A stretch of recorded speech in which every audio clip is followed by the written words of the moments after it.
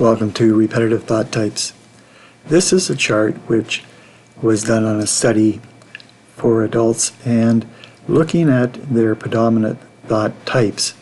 So repetitive thoughts, they say that we think something between 50 to maybe 70,000 thoughts per day, and about 3/4 of them they say have a negative bias to them. So that would be, we'll say, 45,000 thoughts per day that do have this negative connotation to them. Now, if we go over that, or even at that, that is a lot of negativity. So what this chart shows is a study that was done, and he lists the type of thought and how predominant that they are. So we're looking at, on this side, these are more fear-based thoughts. They're pessimistic in that, no, I can't. There's something that we feel is just too much. It's an overwhelm. So one of the predominant thoughts was just a lack of control. This is out of control. I don't have any control. I've got too much work, not enough time. I've got too many bills, not enough money. So many different things that can lead to this lack of control.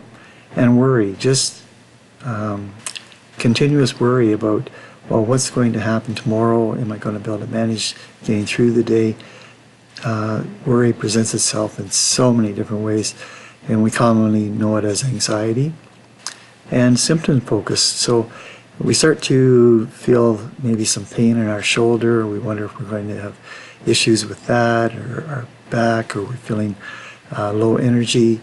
These physical symptoms, then, they also become repetitive, and we can start to get the negative effects from those thoughts. Rumination, just rethinking, going over the same issue and not coming out to any conclusion, just a circular if only, if only, if only. And self-reproach, I'm not good enough, I can't manage this, this is too much.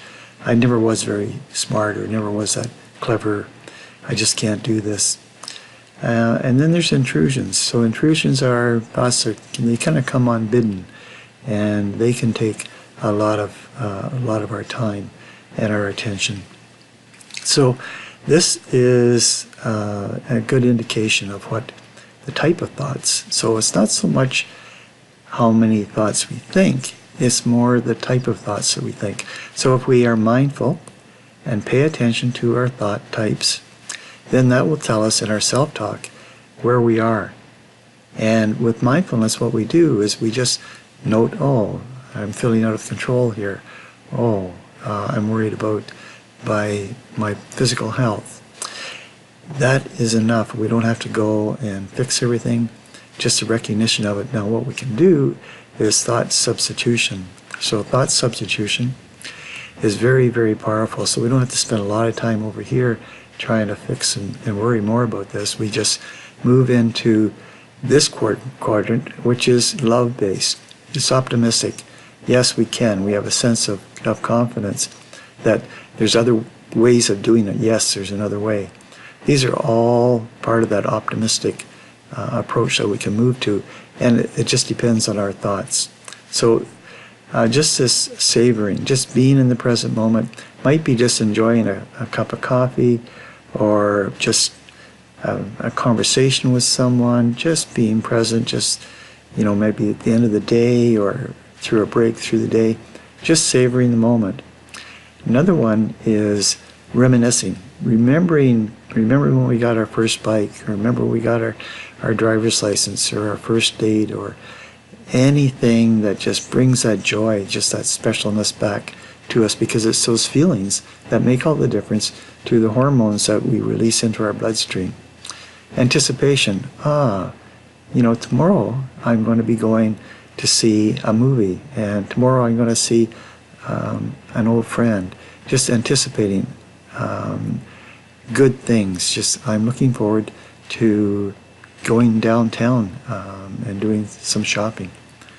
So another part of it is, again, we're in the love and the optimistic, is the reflection process. So why is it that I'm feeling so sad? I wonder, is there something here that needs attending to?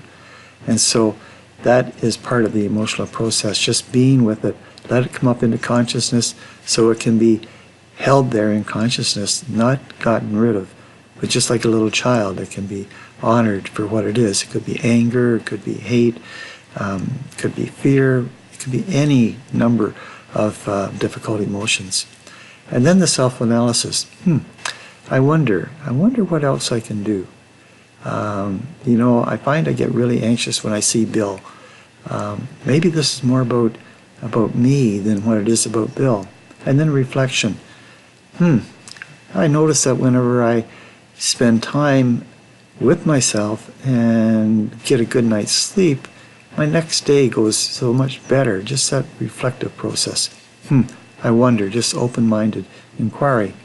So this is a very helpful study that was done. And as I said earlier, in summary, it's not how many thoughts we think so much as the type of thoughts we think. And with mindfulness, we become aware of the thought type. When we find that they're fear-based, pessimistic, have that negative connotation, there's too much negative subjectivity in there, then what we can do is we can take and just shift our intention to think of, oh, okay, I'm just going to go and relax and sit down and have a beverage, or I'm going to listen to some music that I really enjoy. Reflect on something that happened last week. Just, you know, when I went to see my best friend. Anything like that, anticipating this will raise our mood. This will then be where we will be more often, and we don't have to be over here trying to fix stuff. So once again, thank you for your attention, and if you'd like any more information, you can always visit us at mindfulselflove.com.